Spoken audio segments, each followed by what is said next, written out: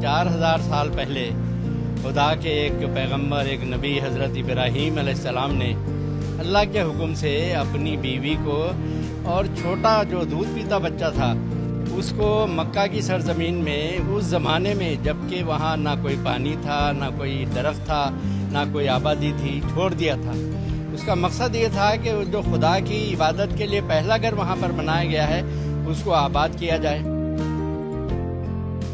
उस ज़माने में अल्लाह ताला ने उनकी हिफाजत की, वहाँ पानी का चश्मा फूटा, फिर काफ़िले वहाँ आते गए और फिर आबादी होती गई। आज ये हालत है कि 15 लाख से ज़ायद मुसलमान सारी दुनिया से वहाँ इकट्ठे होकर तवाफ़ कर रहे हैं, खुदा की इबादत कर रहे हैं। तो बताने का मकसद ये है कि खुदा को तो किसी ने देखा नहीं, खुदा अपने कामों से पहचाना जाता है। तो जिस तरह हज़रत इब्राहीम अलैहिस्सलाम ने वादी गैर ज़रा में, जहाँ पानी नहीं था, ज़िंदगी के आसार नहीं थे, अपनी बीवी और बेटे को छोड़ दिया, तो खुदा ताला ने कैसे जो है वो उनको ज़िंदा रखा और किस तरह आबादी के सामान किए।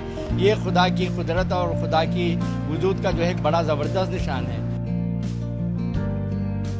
4000 साल पहले खुदा के एक पैगंबर, एक नबी हज़रत इब्राहीम अलैहिस्सलाम ने अल्लाह के हुक्म से अपनी बीवी को और छोटा जो दूध पीता बच्चा था उसको मक्का की सरजमीन में उस ज़माने में, जबकि वहाँ ना कोई पानी था, ना कोई दरख्त था, ना कोई आबादी थी, छोड़ दिया था।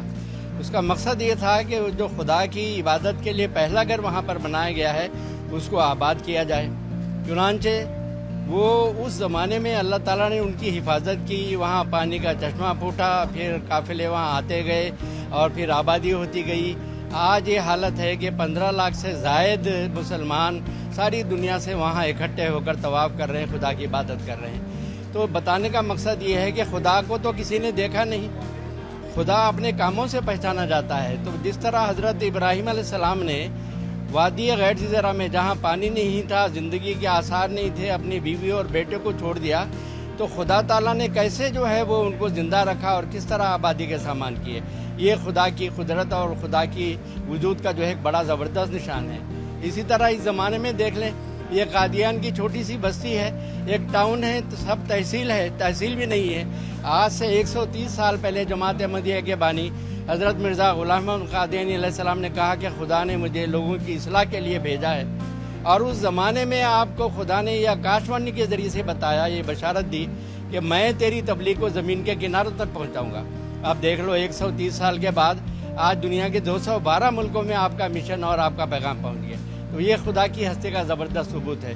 तो ये सबक मिलता है ऐसी ईद के त्योहारों में कि खुदा की भक्ति की जाए, खुदा की इबादत की जाए और खुदा से डरा जाए, उसकी मोहब्बत हासिल की जाए। और उसकी मोहब्बत हासिल करने का सबसे बड़ा ज़रिया यह है कि उसकी मखलूक की सेवा और खिदमत की जाए।